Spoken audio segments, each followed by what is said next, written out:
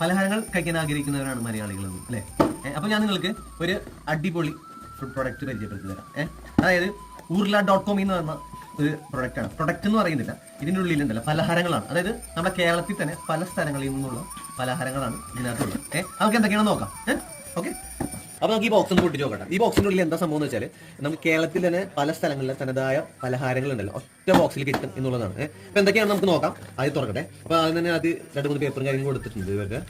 അത് കഴിഞ്ഞിട്ട് വരുന്നതാണ് ഈ ബോക്സുകൾ. ഉണ്ടോ, ഇതേപോലെ ബോക്സുകളിലാണ് ഓരോ പലഹാരങ്ങൾ വന്നിരിക്കുന്നത്. അതിനകത്ത് എഴുതിയിട്ടുണ്ട് എന്തൊക്കെ പലഹാരം എന്നുള്ളതിനകത്ത് എഴുതിയിട്ടുണ്ട് കേട്ടോ. അപ്പോൾ നമുക്ക് നോക്കാം.